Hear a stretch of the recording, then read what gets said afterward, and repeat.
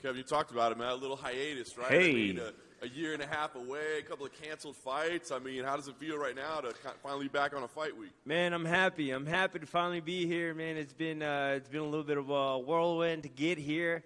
A couple injuries, couple camps with no fights, and so I'm happy to be here to say the least. I think of you as kind of a mentally strong guy, but I mean, this has to have been challenging even for you to deal with, right? I guess how difficult maybe has this stretch been for you? Man, I'm not going to go into detail, man, but it's been hard, bro. It's been hard on me. It's been hard on my family. It's been hard. Went through the valley of the shadow of death on my own, you know, and that's kind of what it feels like. Like mentally, I was getting depressed, going through the injuries, like what's going on with my life? Like, why is this happening? Like, I went through all that, you know, and but finally I'm on the other side now, man. I was able to get remotivated. You know, it's hard getting remotivated, hard getting up to train after going through all that. But I'm on the other side of it now, and I'm in a good place mentally, physically, spiritually, man. I'm very happy to be here, very happy to continue to be doing what I love to do.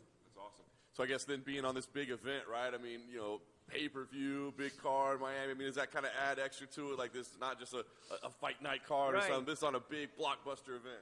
Yeah, man. I mean, my last fight with a public, with a crowd, was the Darren Till fight in Madison Square Garden 2019. So it's been a few years with no crowds, and I missed it. At first, when what was going on, I was like, the crowds don't matter. I'm locked in, whatever. But you go in there after a couple fights, you're like, oh, man, yeah, it does make a difference having the crowds. And I'm excited to be here with a full crowd, sold-out crowd in Miami. I mean, this is a historic card. It's been 20 years since they've been here. And it's big fights. You got big fighters fighting this weekend. Man, I'm very, very ecstatic to be here. Talk about the matchup you have itself with Chris. I mean, obviously you fought the best in the world. What do you think about him as an opponent, and what challenges he offers? Yeah, he's been having a lot of success boxing people. You know, he stays in your face and he boxes. I don't see a lot of diversity in his game. You know, he doesn't kick a lot, and he does kick a little bit, but not a lot. It's not his main thing. He doesn't wrestle a lot, but he has really good takedown defense. And so nobody's been able to take him down and keep him down. And so he's just been able to box everybody. I think my game is a little bit more complete. I have more tools in my toolbox, and I'm going to be able to, I think, pull a lot of those out. And you're going to see a lot of my tools on display. Last thing for me, I mean, for the past years, you know, what comes next when you win? Where are you in the rankings? Given everything that you've been through and how long that you've been away, like, are you even thinking about where I am in the division and where this puts me, or do you not even worry about that at this point? No, I'm not even worried about it. I don't even keep track of that. I actually went back and looked at it not long ago, the rankings. I don't look at them. But I saw that I was 15, and I was like, oh, man, I don't remember the last time I was in the top 15.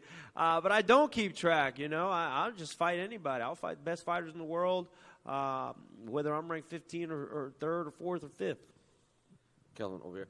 You mentioned Chris's 100% takedown defense. Do you think that's because he's so good at defending takedowns, or because he hasn't really fought a wrestler yet that can kind of test him in that category? I think it's that. I think he hasn't fought a wrestler that can test that. I mean, there are some really good wrestlers in the middleweight division, but everybody is not everybody is wrestling. We're all just striking. We're all trying to knock each other's heads out. But for this fight, you can see, you can expect to see some of my wrestling back in there. And you mentioned the long layoff and everything, and a lot of the fights that maybe you had to pull out of or vice versa, it was close to the finish line, like you did a full camp and then you'd have to pull out. So how mentally exhausting was that it was a lot of starting and stopping and then restarting for maybe a whole new opponent? That's what I'm saying, man. It was hard to get remotivated again and keep going through that again, get mentally motivated again, like, oh, God, I got to do this again, like... It was hard, man. It was a hard year and a half, and I'm not going to go into details because that's nobody's business. But it was hard. So I'm just happy to be here. Henry Cejudo did a video, and he said that your comeback will be the greatest comeback of all time. I'm assuming he knows what's going on with your life. Is that kind of what he means, like everything you went through to come back?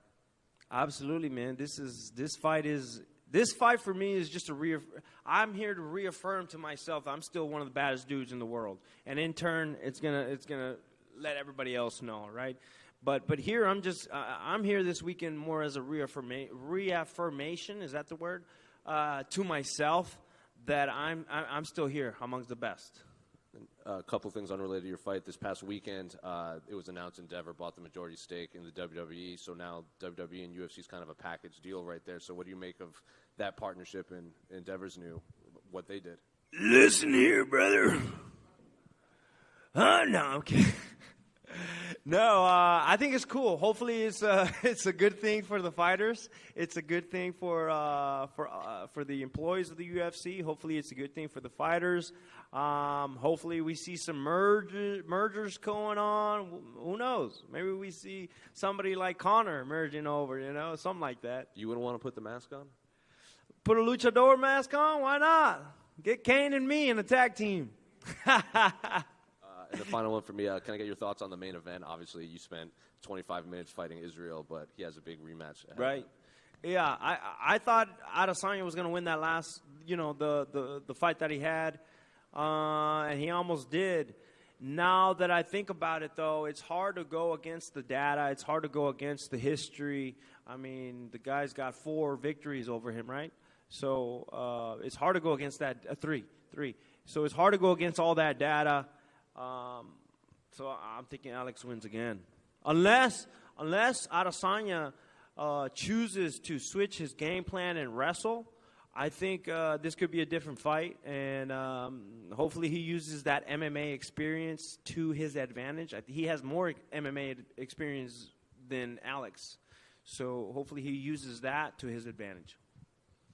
Kelvin, just curious, have you crossed paths with Adesanya over here? And if so, I don't know if you guys have exchanged any words. Just now, I saw him right now, and he said, "What's up? Good luck." And he didn't even know I was fighting tonight. And I got to ask, where obviously in Miami there's going to be a huge Hispanic, Latino presence, and obviously with your roots. Do you feel like you're going to be sort of the home, even though it's not your hometown, do you feel like you're going to be cheered for and be sort of the hometown guy in a way? I hope so, every time I've been in Miami, man, Miami has been amazing to me. And I've been here a few times. It's hurt my wallet a few times. But the people here are amazing, man. I love the diversity here. I love the culture here, the food, the beautiful women. It's just a beautiful city. Yeah. And I spoke to you back in October at Fight Ready, and you were telling me how, a lot of things have changed for you. Like, people don't realize this, but you're making a comeback, and you moved states, you changed teams. So I want to ask you, how different is this version of Kelvin Gastelum that we're going to see compared to the one that we saw a year plus ago? Completely different, man. This has been a season of growth. Technically, mentally, spiritually, has been a season of growth. I've grown so much. Not only that, my last fight, I was 29 years old. I am 31 now. I'm putting on my big boy muscles now, and I feel good, man. I feel good. A lot has changed. Perspectives have changed. The way I view things changed. I think I am maturing. You think? I think. And last one, obviously there's been a long layoff, right? Cancellations, injuries, and whatnot. But are you almost thankful that there's been this much time of break in order to, reconstruct, rebuild, and come back stronger?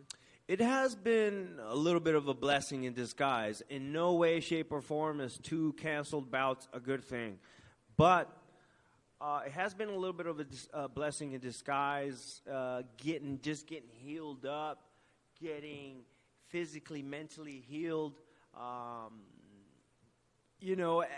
As awesome as this job is, you get to a point where it does get monotonous. It does get repetitive, because that's what it is. We repeat, wash, and rinse is what we do in this game. And I think I got away from the things that I like, and I was just going through the motions and kind of got lost in all of that. you know, and it was good to get away from it for a year and a half and appreciate where I am, appreciate this company, and appreciate everything that comes with it, you know. And so yeah, it was short. To shorten it out, yeah, it was good. It was good. Thank you. Yeah. Over here. Yes. Hey, to expand a little bit about being in Miami and first time in 20 years, and I'm just curious, when something like that happens as a fighter, does that even put a little more emphasis to go out there and have a good show and want to get this thing back to South Florida whenever, or do you not think so much about that? I think some people do. They want to go out there and they want to put on a good fight for the fans, good fight here in Miami. There's going to be a lot of big-name celebrities coming into town to check out these fights. So, yeah, man, we want to put on a good show. We want to make a good impact. We want to come back soon. And on the merger you mentioned, there have been crossovers we've seen with like Ronda Rousey, Brock Lesnar, Junior Dos Santos, even CM Punk coming over to your side to the MMA. And I'm just curious, too, does that element of it help as far as when this merger gets announced that, oh, well, there's been crossover already with the fighters, so now doing this, does it even, hey, maybe there's more opportunity for us to do other things? Absolutely. This 100% sets that up, even more so. I think mergers would be a good thing. I mean, it would be good for the athletes that want to do that. Yeah, I think it's a good thing, man. I think it's a great thing. Kelvin, over here to your left. Yes, sir. I'm curious your take, you know, in this fight, you opened up as an underdog, and now you're a slight favorite. I'm just kind of curious, like, if you have a take on why you might have been the underdog, if you think you should have been the underdog. I don't know. I like it when I'm the underdog. I feel like I fight better when I'm the underdog. I fight better when the pressure's on. I fight better when people don't expect me to win. And I think when people have expected me to win, I kind of take it for granted, and I'm like, you know. I think when people don't expect me to win, that's when I'm at my best. Perfect. And then just kind of curious, you know, how you maybe see yourself winning this fight. Decision, putting them away. What's your take on that? I have no idea. I have so many things planned for this fight. I have no idea how it's going to go. But I have a lot of cool things planned for this fight, and I'm excited. Hey, Kelvin. Rafa. I'm gonna ask in Portuguese, okay? Fala pouquinho pro pessoal do Brasil como que é essa tua luta de sábado, como que você tá, como foi seu treino. Tô muito feliz de estar de volta. 1 ano e meio sem luta, 2 campamentos sem luta, então foi difícil, cara. Foi muito difícil de estar de volta para fazer todo o trabalho que tem que fazer para estar de volta fisicamente e mentalmente aqui. Foi muito difícil, mas agora estou no outro lado disso e estou em um lugar mentalmente e fisicamente muito bem. Muito preparado para a luta. Estou feliz de estar aqui. Just a standard question of how he's feeling, telling to the Brazilian crowd how you're feeling. Such a year and a half, 2 camps, all the work that I had to put in to actually to be back here, and so happy to be on the other side of this right now. Very happy and very prepared to go forward. Thank you. E fala pouquinho do que você acha da luta do Alex com o Adesanya. Eu pensei que Adesanya ia ganhar a luta que teve, né? Mas Alex, né? Ele é bom, cara, um monstro. E eu pensava que Adesanya ia ganhar só por a experiência na MMA, né? Alex não tem muitas lutas no MMA, então eu pensava que a experiência de MMA favoriza Adesanya. Então, nesta luta, se não mudou do seu jogo, eu acho que vai ser a mesma resultado. I really thought that in the main event the last time that Adesanya was going to get it, especially because of I thought that the advantage of the MMA experience would actually be to his advantage. But as it turns out, Alex is Alex. He's a monster. He's a big guy. He can do things. But I do feel that if Adesanya has not changed anything in his game plan, I'm going to see the same result this Saturday.